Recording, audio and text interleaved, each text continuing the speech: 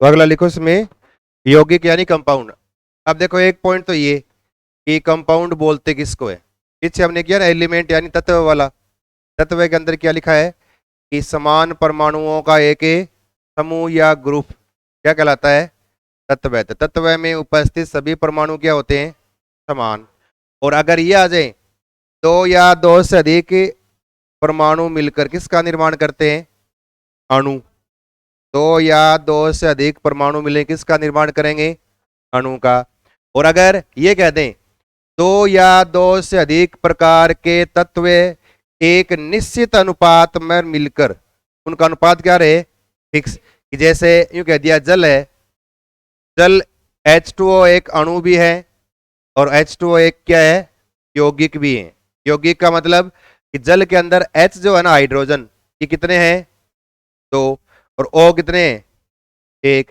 यानी इस जल में H और O का अनुपात हमेशा यही रहेगा, चाहे आप जल को कहीं से प्राप्त कर ले। चाहे बारिश का जल हो, उसमें अनुपात क्या रहेगा, यही 2:1। चाहे वो आप समुद्र का जल ले लो, नदियों का जल ले लो, तालाब का जल, टेप वाटर ले लो, ग्राउंड वाटर, कुछ भी ले लो, आप कोई भी जल ले लो, सब के अंदर जल का अनुपात क्या रहेगा, H और O का 2:1। इसलिए यौगिक के परिभाषा में एक सबसे मोस्ट इंपॉर्टेंट चीज है ये, और ये याद रखना है, यही पॉइंट याद रखने वाला है, निश्चित अनुपात। यही पॉइंट याद रखना है ये कि दो या दो से अधिक तत्व एक निश्चित अनुपात में मिलकर किसका निर्माण करेंगे, यौगिक का निर्माण करेंगे। ये अनुपात हमेशा क्या रहेगा, निश्चित रहेगा। जैसे नमक, तो नमक के अंदर क्या लिखते हो आप, फॉर्मूला NaCl। सोडियम एक, Cl भी कितने, एक। इनका अनुपात हमेशा क्या रहेगा, अगर नमक का लिखोगे फॉर्मूला तो आप NaCl लिखोगे, इसका हमेशा यही रहेगा, चाहे आप नमक किसी विधि से कहीं से भी आप प्राप्त करो।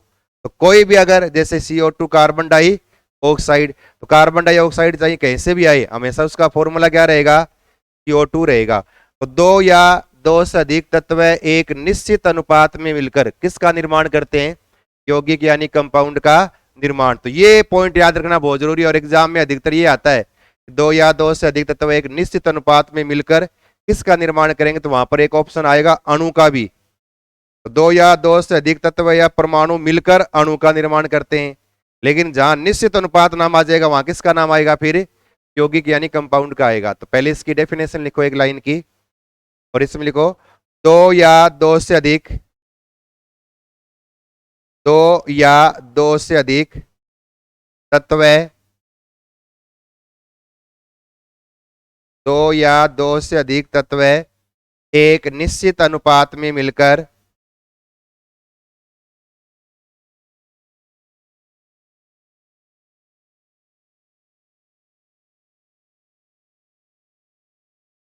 एक निश्चित अनुपात में मिलकर यौगिक का निर्माण करते हैं।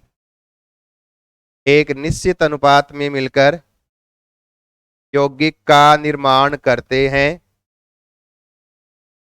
जैसे एग्जाम्पल लिख लो, जैसे H2O यानी जल, जल में हाइड्रोजन व ऑक्सीजन का अनुपात 2:1 होता है। हाइड्रोजन व ऑक्सीजन का अनुपात 2:1 होता है। चाहे इसे किसी भी विधि से प्राप्त कर लिया जाए, चाहे इसे किसी भी विधि से प्राप्त कर लिया जाए। तो निश्चित अनुपात लिखा है ना, इसको आप अंडरलाइन कर लो, ये मेन पॉइंट यही है। इस यौगिक के अंदर अगर पहले टाइप में परिभाषा में प्रश्न आए तो यही पूछेंगे आपको, निश्चित अनुपात याद रखना है ये। इसके बाद यौगिक के अंदर हमें जो पढ़ना है ना, यौगिक के सूत्र जो लिखते हैं हम, फॉर्मूला, उसको बोलते हैं उस यौगिक का सूत्र, या उसको बोलते हैं उसका अणु सूत्र कहते हैं। तो यहाँ पर हम दो तीन चीजें अलग अलग डिस्कस करेंगे। एक अणु सूत्र क्या होता है, एक आएगा मूलानुपाती सूत्र क्या होता है, फिर अणु सूत्र लिखोगे तो आप अणुभार क्या होता है, किस तरह से बाहर निकालेंगे, और कैसे हम फिर परमाणु भार कैसे होता है या परमाणु भार क्या होता है। तो फर्स्ट लिखो पहला हेडिंग, इसमें यौगिक में लिखो पहला हेडिंग लिखो परमाणु भार,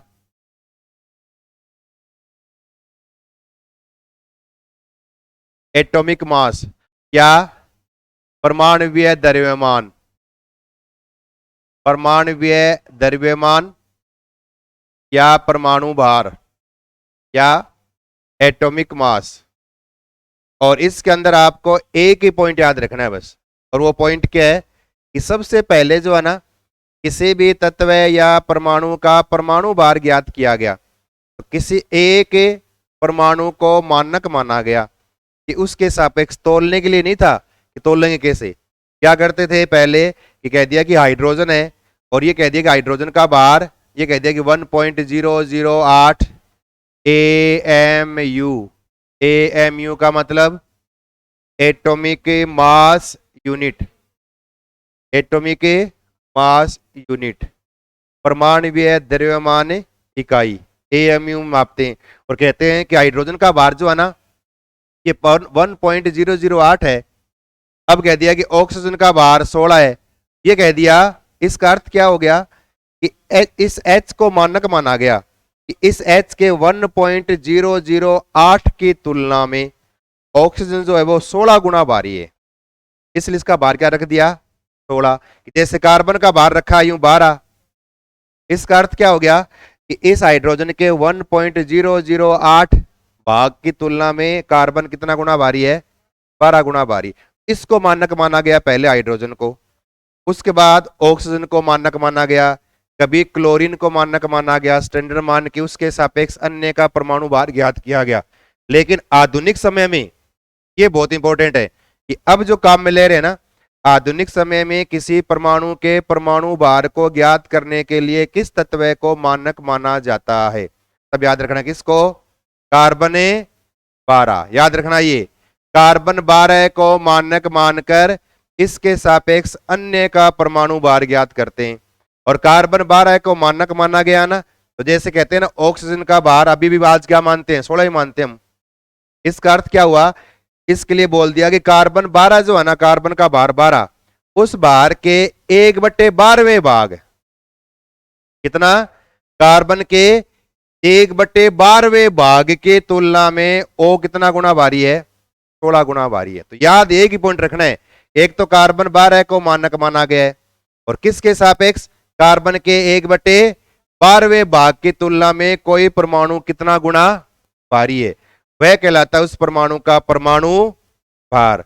और इस परमाणु भार में ज्यादा नहीं, आपको 20 तक के याद रखने अब, और 20 तक याद रखने का तरीका बताएंगे आपको किस तरह से आप 20 तक का याद रखेंगे। अगर आपको 20 तक का याद हो जाए ना, उसके बाद ये आपको अणुभार आएगा। फिर परमाणु भार जब तक याद नहीं होगा तब तक आपके अणुभार याद है, इसलिए पहले परमाणु भार याद करना जरूरी है। और इसमें हमें सिर्फ 2 ही पॉइंट याद रखने हैं।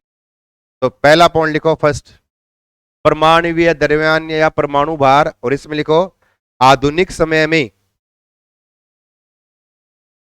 आधुनिक समय में कार्बन 12 को, कार्बन 12 को मानक मानकर, कार्बन 12 को मानक मानकर परमाणुओं के परमाणु भार ज्ञात किए गए हैं। मानक मानकर परमाणुओं के परमाणु भार ज्ञात किए गए हैं, परमाणु भार ज्ञात किए गए हैं। और फिर अगला पॉइंट और लिखो इसमें, कार्बन 12 के, कार्बन 12 के 1/12वें भाग की तुलना में, 1/12वें भाग की तुलना में कोई परमाणु कितना गुना भारी है। 1/12वें भाग की तुलना में कोई परमाणु कितना गुना भारी है,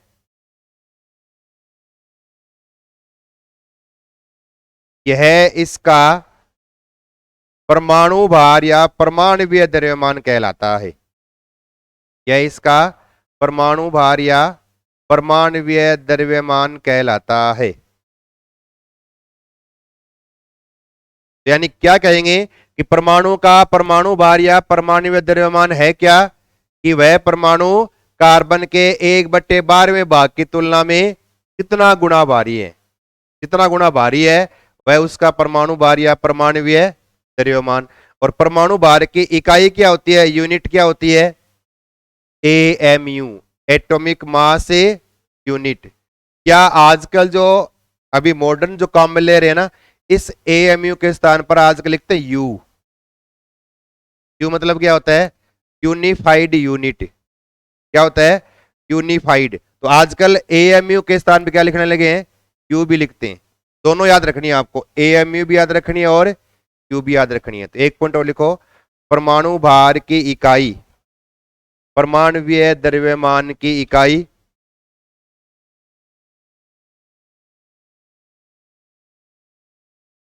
और लिखना AMU। इसका पूरा नाम लिखो, AMU का पूरा नाम क्या आएगा, एटॉमिक मास यूनिट या U, unified unit. U means unified unit, U means unified, U means unified. तो यूनिफाइड भी है।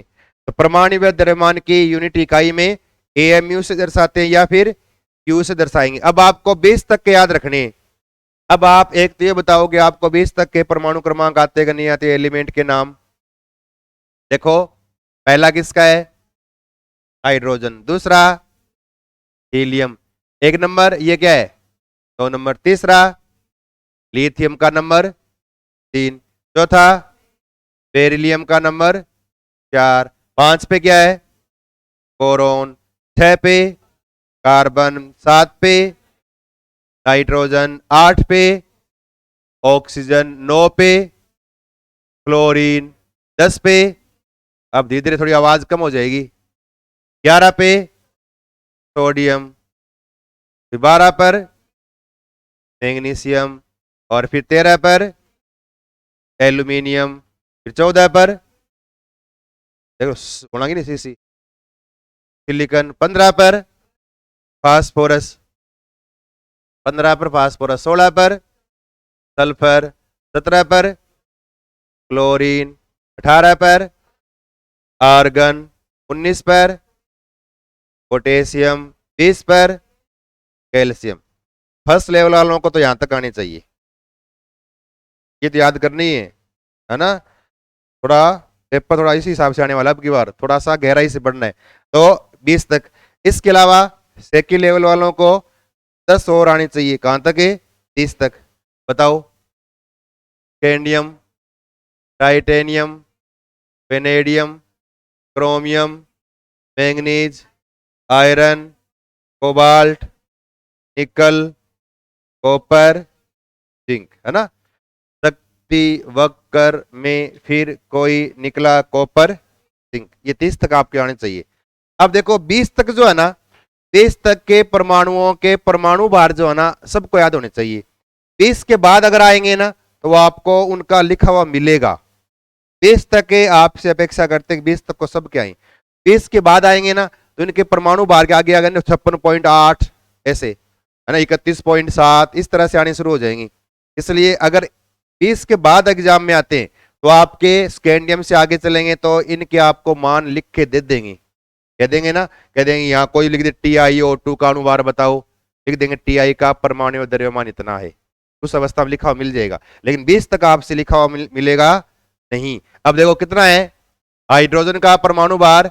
अब जो जिनका परमाणु क्रमांक है ना उस एटॉमिक नंबर नीचे वाला परमाणु क्रमांक यानी इनकी क्रम संख्या, इस क्रम संख्या को जस्ट आप दुगुना कर दो बस, वो उसका क्या आ जाएगा, परमाणु भार आ जाएगा। 2 4 छोड़ दो बस, है ना। कि हाइड्रोजन का थोड़ा अलग है ये, दूसरा 2 दूनी 4, लिथियम का 3 दूनी, ये थोड़ा अलग है, बेरिलियम का 4 दूनी 8, बोरोन का 10, घबराओ नहीं, कार्बन का 12 दूनी, ये 6 दूनी 12, नाइट्रोजन का 14, ऑक्सीजन का 16, फ्लोरीन का 18, नियोन का 20, सोडियम का 11 दूनी 23, ये थोड़ा अलग है, मैग्नीशियम का 24। एल्यूमिनियम का ये थोड़ा अलग है, 13 दूनी 27 है, 26 नहीं है। फिर यहाँ सिलिकॉन का 28। फिर फास्फोरस का ये थोड़ा सा अलग है, 31, एक ज्यादा है। सल्फर का 32, आर्गन का 36, इसका लगभग 39, इसका 39 भी मिलता है लेकिन हमें 36 याद करना। कैल्शियम का 20 दूनी, ये बच गया एक 35 पॉइंट। इस पे क्वेश्चन लिखाएंगे अभी आपको एक। क्लोरीन के 2 समस्थानिक के परमाणु भार का औसत है, ये एवरेज है, ये वो 35.5 निकाला है। अब देखो अधिकतर 80-85% ऐसे हैं जिनके परमाणु भार परमाणु क्रमांक जस्ट क्या है, दुगना ही है। 1 2 3 4, 3 4 छोड़ दो बस, बाकी सारे आपको क्या करने हैं, दुगुने करके लिखने हैं। और ये देखो कहां पर काम में आएंगे, आगे काम आएंगे। इसके बाद अगला टॉपिक जो है ना, जब आपको ये याद होंगे ना तभी अगला टॉपिक आएगा, नहीं तो अगले टॉपिक की तरफ ऐसे टर्मक टर्मक देखते रहना चाहिए। कुछ समझ में नहीं आएगा। परमाणु भार आपको 20 तक सबको आने चाहिए, तो एक तो आप 20 तक लिख लो जल्दी से एक बार। 20 तक के तत्वों के परमाणु भार जल्दी कर लो।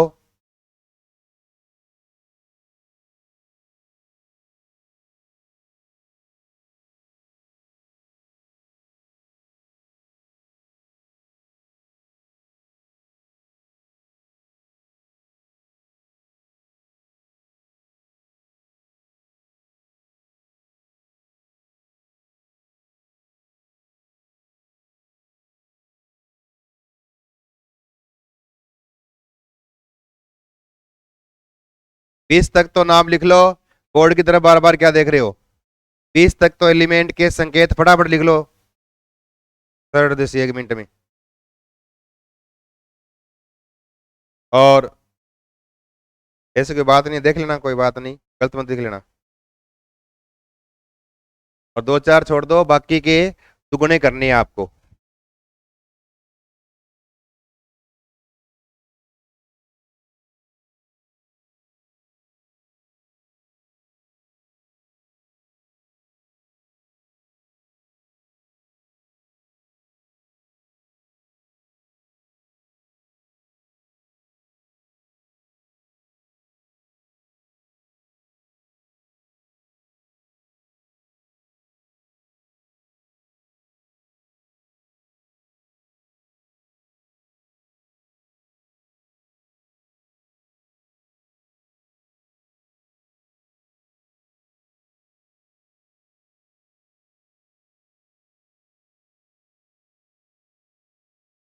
लिख लिया। 1 4 7 10 12 14 16 18 20 23 27 28, फिर 31 32, ये तो लिखने हैं क्या सारे, 36 39 40।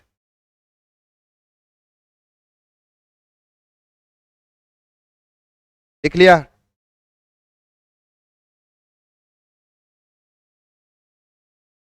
और ये लिख लो ना।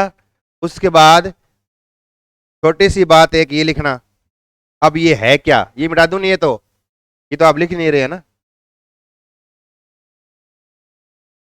अब देखो एक बात ये भी याद रखना आप कि परमाणु भार है ना, एटॉमिक मास बराबर तुल्यांकी भार। देखो होता क्या है ये, वो आपको कोई मतलब नहीं है, जो मतलब की चीज है ना वो देखेंगे। परमाणु भार बराबर क्या होता है, तुल्यांकी भार गुणा संयोजकता। अब होता क्या देखेंगे, देखो थोड़ा सा, जो ज्यादा नहीं है। परमाणु भार निकालना होना तो तुल्यांकी भार को उसकी संयोजकता से गुणा करते। कैसे देखो, तो लिखा हुआ जाए कॉपर Cu+2 का तुल्यांकी भार का मान 31.7 है। Cu+2 का तुल्यांकी भार का मान 31.7 है। इसका परमाणुवीय द्रव्यमान या परमाणु भार ज्ञात कीजिए। अब तुल्यांकी भार तो दे दिया आपको। अब संयोजकता क्या होती है कि दिए गए तत्व या परमाणु पर कितना चार्ज है। अगर +2 है तो 2 से गुणा करना है, +3 है तो 3 से गुणा करना है, -2 है तो 2 से गुणा करना। प्लस माइनस से कोई मतलब नहीं है, ऊपर संख्या कितनी है वो। -3 है तो 3 से गुणा करना है।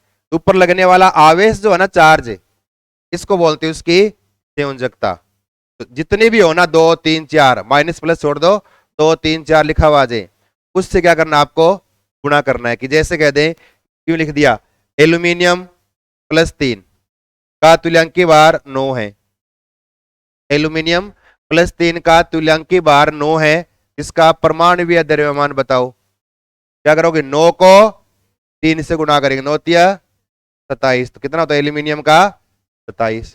तरह से तो दिए गए तुल्यांकी भार को उस तत्व के ऊपर लगने वाला चार्ज जो है ना, उसको बोलते हैं संयोजकता से गुणा करना कहलाएगी उसका परमाणु भार। लिखो नीचे, परमाणु भार बराबर तुल्यांकी भार गुणा संयोजकता।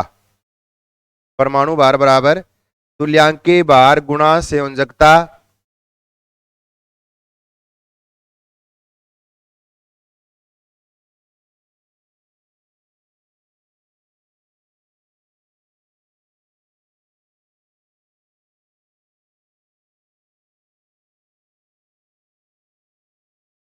लिख लिया?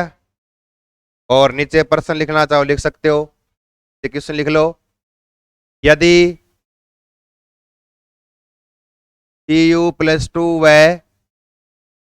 Al+3 का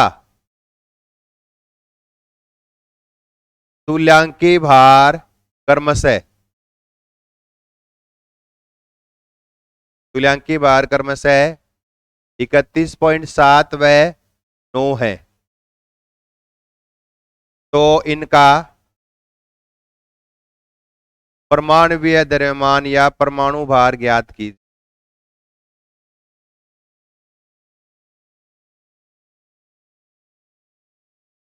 परमाणुवीय द्रव्यमान या परमाणु भार ज्ञात कीजिए। कॉपर का निकाल सकते हो, आएगा ना यूं, क्या निकालो कॉपर का, तो Cu+2 का निकाले। कितना है परमाणु भार, तुल्यांकी भार कितना है, 31.7 गुणा कितनी संयोजकता, 2, कितना आ गया 63 लगभग 5, ऐसी 4 आ जाएगा जो भी है। Al+3 का निकालना हो तो कितना, 9 गुणा 3, कितना आ गया 27 आ गया ऐसे। तो तुल्यांकी भार को आपको संयोजकता से क्या करना है, गुणा करना है। याद क्या रखना है, देखो परमाणु भार में ज्यादा नहीं है, बस 2-3 पॉइंट याद रखने, बाकी कुछ याद नहीं करना। एक तो ये कि परमाणु भार है क्या, इसके लिए किस तत्व को मानक माना गया है। परमाणु भार ज्ञात करने के लिए आधुनिक समय में किसको मानक माना गया है, कार्बन 12 को मानक माना गया है। फिर परमाणु भार है क्या, कार्बन 12 के 1/12वें भाग की तुलना में कोई परमाणु कितना गुना भारी है, वह कहलाएगा उसका परमाणु भार कहलाएगा। फिर परमाणु भार में आपको 20 तक के एलिमेंट के परमाणु भार ज्ञात होने चाहिए, ठीक है ना। इसी से आगे हम करेंगे। और फिर परमाणु भार का फॉर्मूला अगर तुल्यांकी भार से निकालें तो संयोजकता से क्या करना है, इसको गुणा करना है। एक तो ये, इसके अलावा फिर आपको एक पॉइंट और याद रखना है, और परमाणु भार में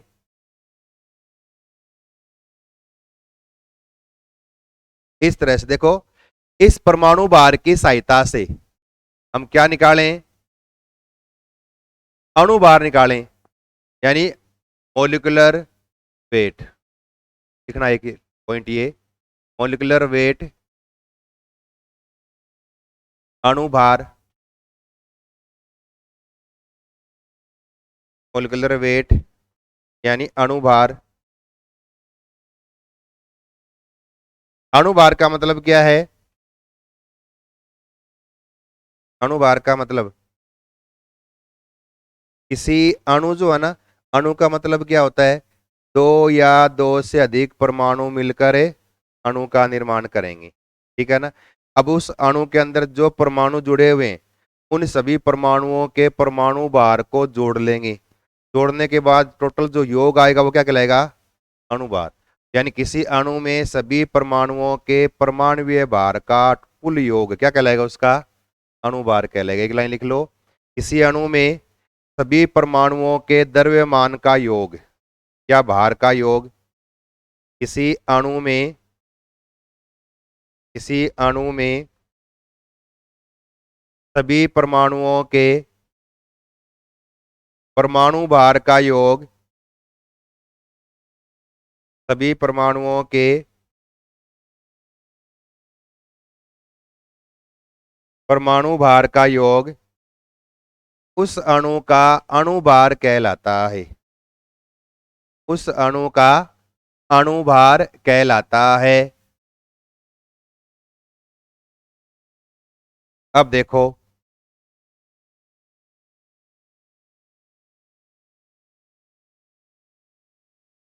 कुछ भी लिखा हुआ आ जाए ऐसे और कह दे इसका अणुभार बताओ,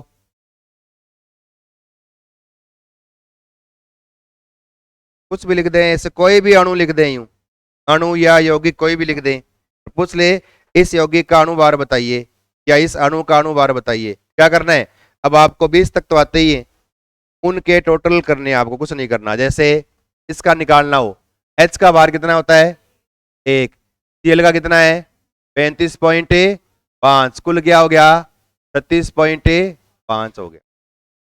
H2SO4 का निकालना, H का भार 1 और 1 2, सल्फर का 32 होता है और O का 1 का कितना होता है 16, 4 का 16 चौके 64, जोड़ लो बस, ये कितने हो गए 98 आ गया, जोड़ना भी आना चाहिए। HNO3 में H का भार कितना है 1, नाइट्रोजन का कितना है 14, O का 16 है 48, कितना हो गया देखना, देखना आता है कितना 63 हो गया ना। ये CO2 का निकालना है, कार्बन का भार 12, O का भार 8 दूनी 32, 16 दूनी 32, कितना आ गया 44 हो गया। H2O का निकालना है, H का भार 1 और 1 2, O का 16, कितना हो गया, कई बार आता है जल का अणुभार होता है, कितना हो जल का अणुभार, उसका भार जोड़ लो बस 18 आ गया। ऐसे CH4 का निकालना हो, कार्बन का 12, H का 1 1 1 1 4 बार, कितना हो गया 16 हो गया। ऐसे किसी की भी अणु का आप अणुभार निकाल सकते हो अगर आपको 30 तक के एलिमेंट के परमाणु भार अगर आपको याद है तो। अब देखो मैं 5-4 लिख रहा हूं, इनके आपको निकालने, 5-4 एग्जाम्पल लिख रहा हूं, इनके आपको अणुभार निकालने। CH3COOH वही है जो आपके 10वीं बारी लेवल के जो एग्जाम्पल्स होते हैं ना, एग्जाम पूछते हैं, वही है, वही करने आपको। HCOOH तरह से,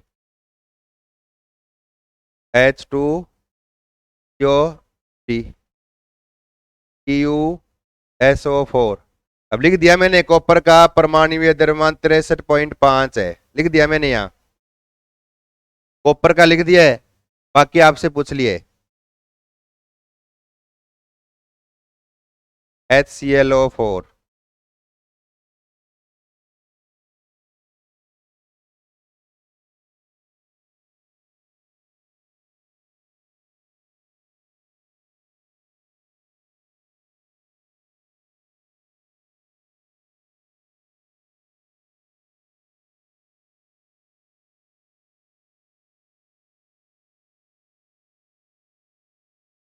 इन सब के परमाणुओं के भार जोड़कर आपको अणुभार निकालना है। अब 20 तक याद है तो आप आराम से कर लेंगे।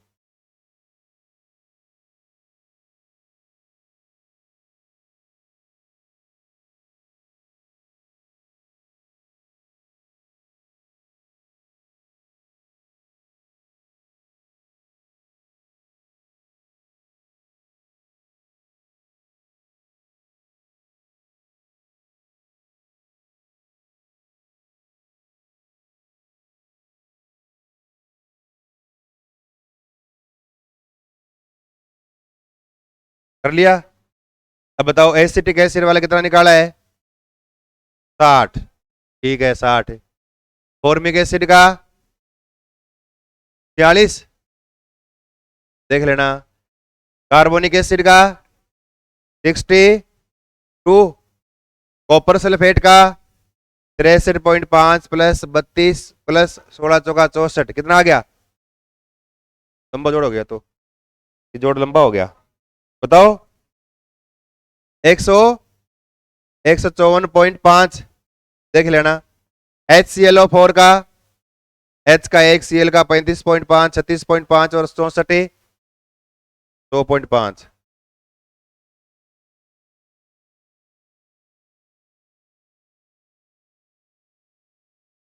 सबके बार जोड़ने बस, कुछ नहीं करना। परमाणु बार में तो 20 तक याद रखने। कार्बन को, कार्बन 12 को मानक माना गया है।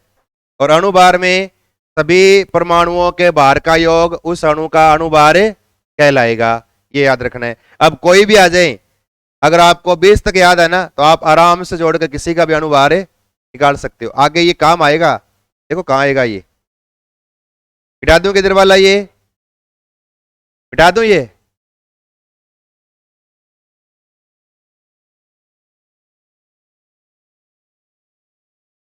इसके बाद है इसके क्या, हाँ देख लेना तो जो भी है। 169.5 आ रहा है, देख लेना। जोड़ सही आना चाहिए, जोड़ बाकी गुणा भाग, चार तो सबको आने चाहिए। गणित भी आपके शायद सिलेबस में है ना। इसके बाद अगला लिखना, छोटा सा एक पॉइंट और लिखना, अणु सूत्र, मॉलिक्यूलर फॉर्मूला, अणु सूत्र।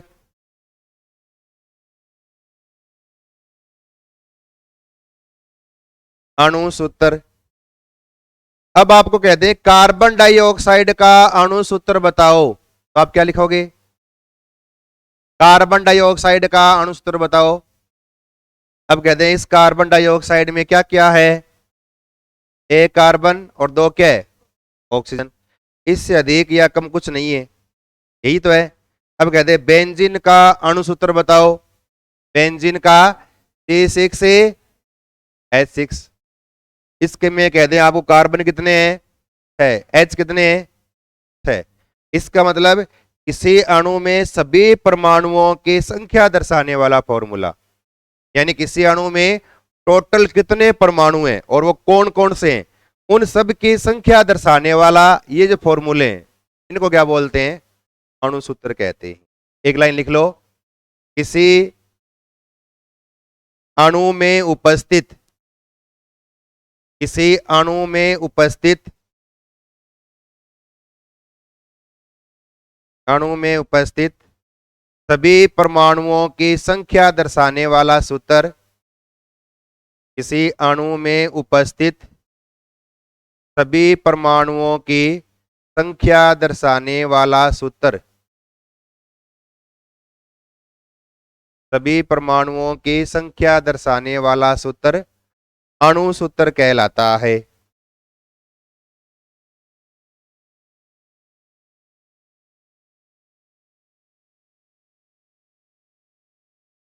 जैसे बेंजीन, जैसे लिखो बेंजीन का लिखो C6H6, कोमा ग्लूकोज, ग्लूकोज तुरंत शक्ति के लिए क्या पीते हैं?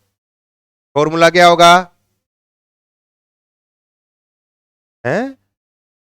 C6H12O6, C6H12O6।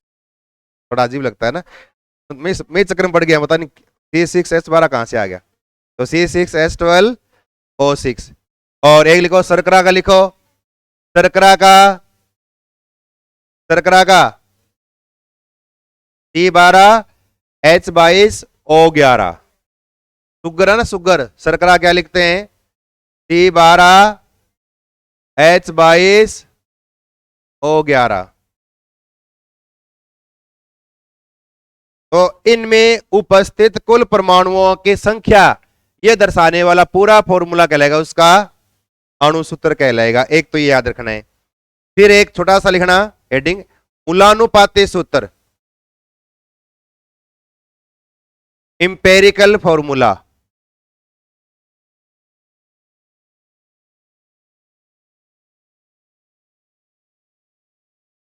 मूलानुपाती सूत्र या इंपेरिकल फॉर्मूला।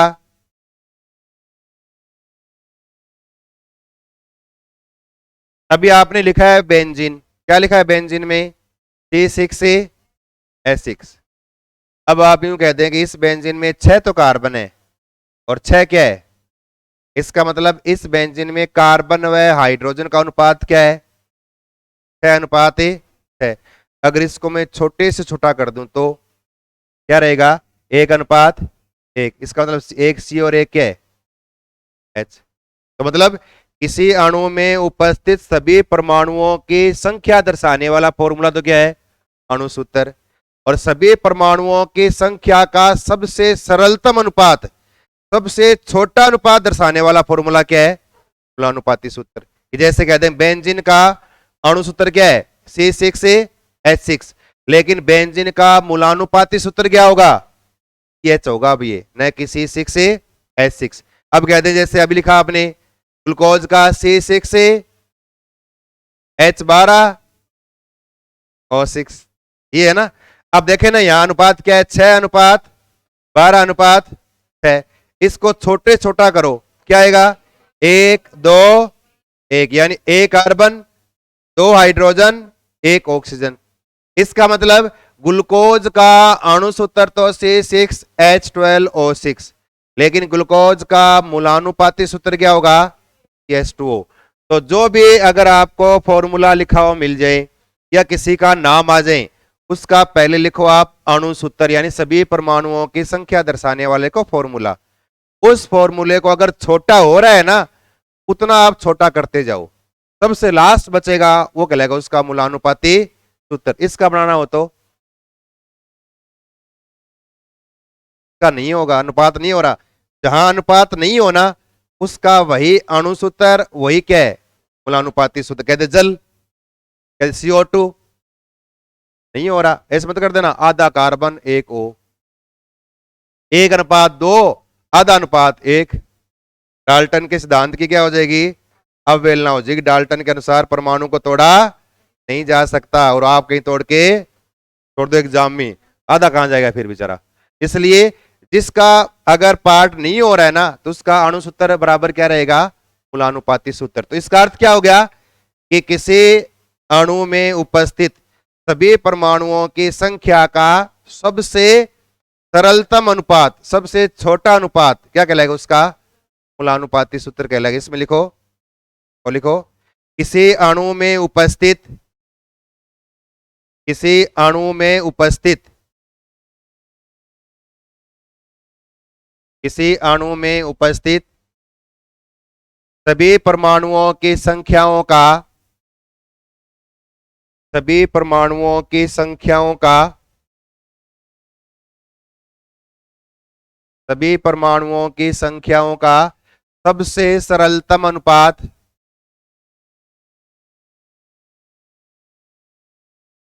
सबसे सरलतम अनुपात मूलानुपाती सूत्र कहलाता है। सबसे सरलतम अनुपात मूलानुपाती सूत्र कहलाता है।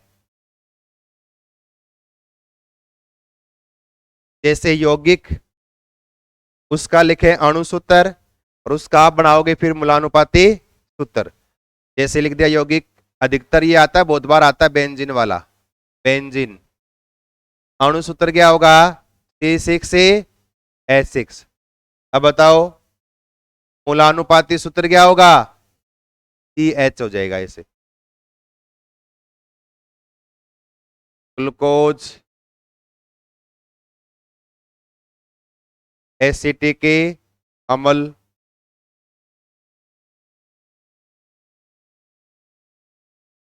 ग्लूकोज का भी लिखा आपने C6H12O6।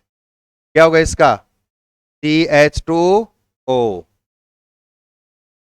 तरह से एसिटिक एसिड का फॉर्मूला क्या बताओ? CH3COO। इसको मिला के लिख लो आप। कितने कार्बन है? 2। H कितने? 4। O कितने? 2। अब बताओ क्या होना चाहिए? 1:2:1, तो CH2O वापस ये आ गया। जल का अणु सूत्र क्या है? H2O। मूलानुपाती सूत्र भी क्या रहेगा? H2O रहेगा।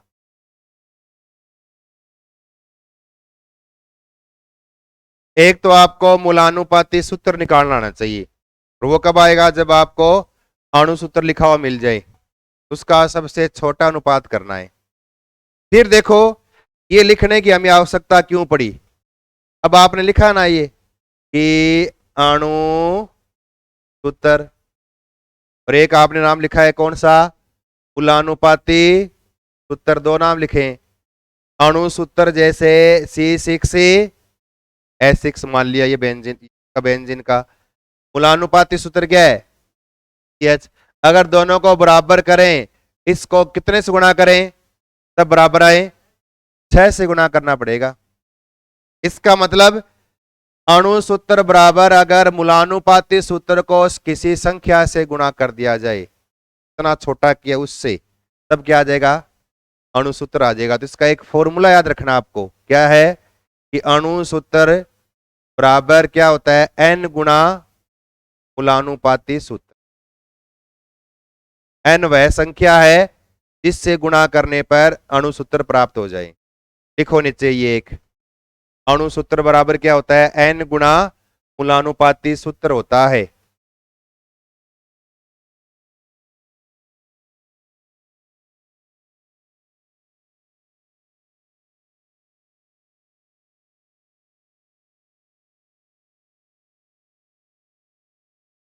थोड़ा सा यहां दिमाग लगाओ, n का मान यहां 6, 6 कैसे आया? इनमें क्या कुछ करें कि 6 उत्तर आ जाए, यानी यही तो है ना। 6 बराबर करेंगे तो C6H6 बट्टे क्या आ जाएगा? H। यही तो है ना गणित के हिसाब से। गणित के हिसाब से क्या, अगर 6 बराबर करें, इसको इधर ले आए, नीचे बट्टे में आ जाएगा C6H6 बटे CH। अब एक C से C कट गया, एक H से H कट गया, 6 6 6 उत्तर कैसे आए? तो आप ऐसे कर सकते हो ना, यूं कि कार्बन का भार 12, H का भार 1, कितने कार्बन है? 6, 6 कार्बन का भार 12 6 का 72, 72, और 6 H का भार है 72 प्लस 6 कितना हो गया? 78। अगर लिख दूं 78 जैसे, क्या इसका 78? ये अणु भार, इसका अणु का भार है ये, क्या ये अणु भार? और इसका कितना हो गया? 12 और 1 13। ये क्या है? मूलानुपाती सूत्र भार। अणु सूत्र का भार अणु भार, मूलानुपाती सूत्र का भार मूलानुपाती सूत्र भार। अब देखो, क्या इस 78 में 13 का भाग देने पर 6 आता कि नहीं आता? आता है।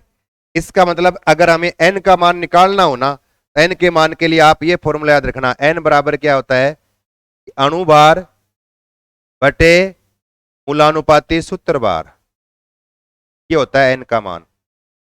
लिख लो नीचे, ये दो फॉर्मूले याद रखने, बहुत बहुत इंपॉर्टेंट दोनों फॉर्मूले ये। अणु सूत्र बराबर n गुना मूलानुपाती सूत्र, और n का मान निकालना हो तो अणु भार बटे मूलानुपाती सूत्र भार करना है, ये याद रखना आपको। अब देखो इसमें एग्जाम में क्वेश्चन कैसे आते हैं। एक तो डायरेक्ट प्रश्न आ जाए ऐसे, अणु सूत्र ये है, मूलानुपाती सूत्र बताओ, तब तो आपको छोटा करके लिखना ही है। या फिर डायरेक्ट आ जाए, अणु सूत्र व मूलानुपाती सूत्र में सही संबंध है, रिलेशन आ जाए, तब याद रखना ये। या फिर इसमें छोटा सा आता है न्यूमेरिकल, न्यूमेरिकल में आपको मान दे देंगे, एक मान निकालना है। कैसे निकालना है? नीचे एक प्रश्न लिखो, यदि किसी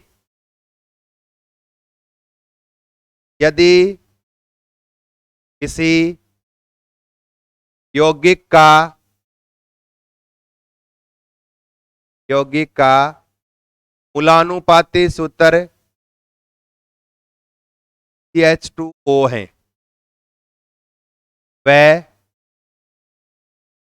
इसका अणुभार 180 है, तो अणु सूत्र ज्ञात कीजिए।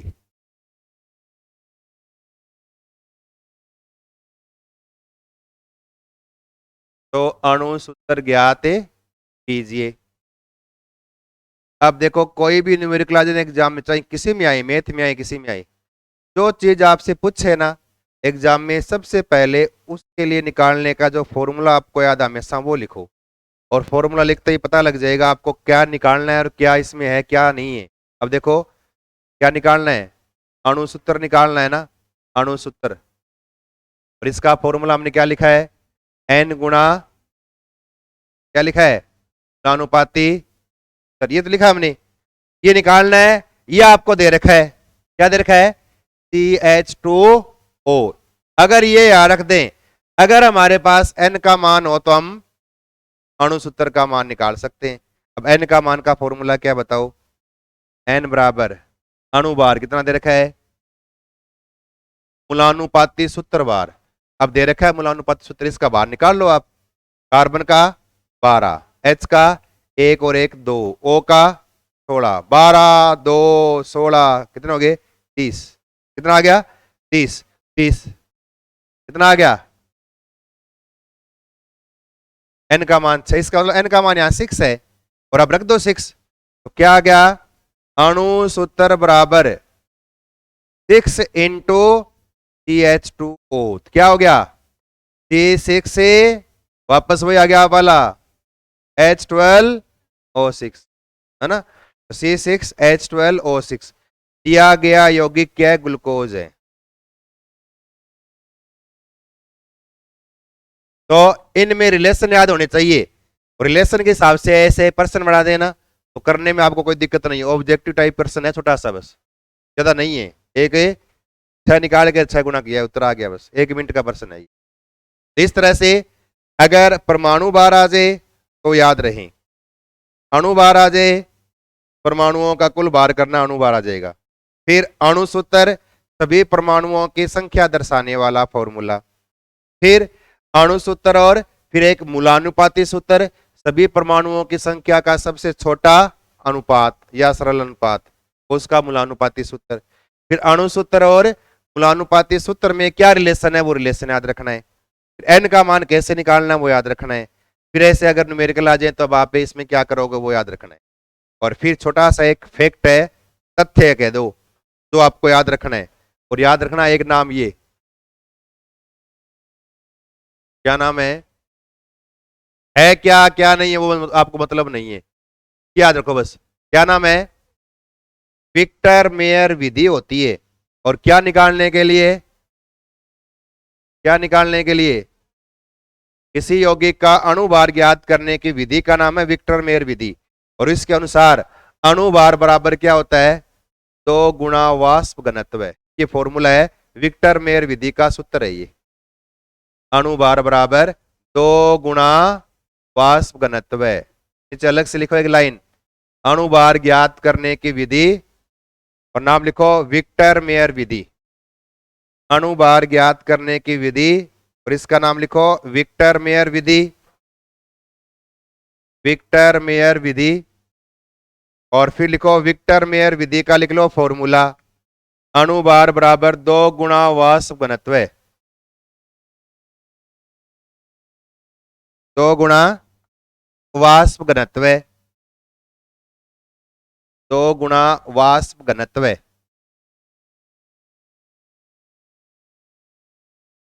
अब एक लास्ट छोटा सा एक प्रश्न है, देखो, यदि किसी यौगिक का, यदि किसी यौगिक का वेपर डेंसिटी यानी वाष्प घनत्व का मान 22 है, तो यौगिक होगा, तो यौगिक होगा number 1 NO2, number 2 C6H12O6, number 3 CO2, और नंबर 4 जैसे लिख दिया CH4।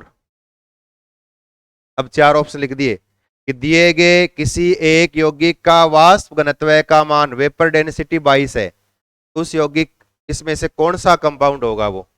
तो ये निकालने के लिए पहले वाष्प घनत्व दे रखा है ना, आपको यौगिक दे रखे सारे, सब के आप अणु बाहर निकाल लो। एन का 14 और 32 कितने हो गए,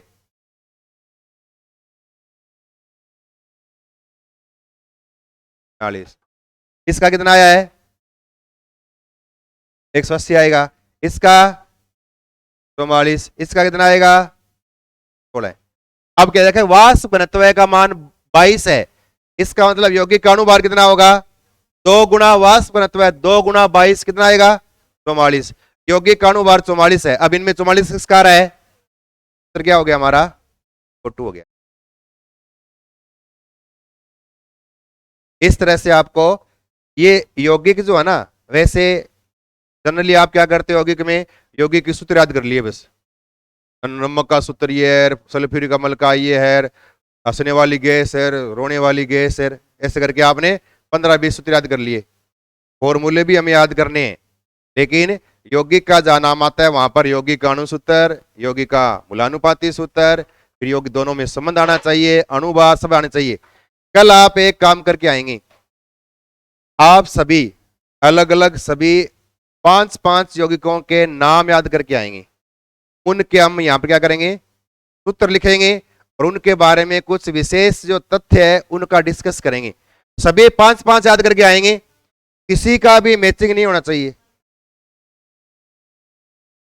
सबके 5-5, किसी का मैचिंग नहीं हो। लगभग 100 फॉर्मूले हो जाएंगे, है ना, लगभग जैसे मान लो आप 60-70 हो तो 350 सूत्र हो जाएंगे, तो आपको लगभग 100 फॉर्मूले याद करने हैं, ठीक है ना।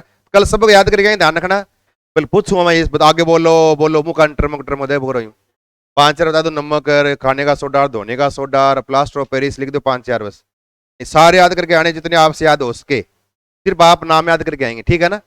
अपन यहाँ लिखेंगे भी उसका फॉर्मूला लिखेंगे।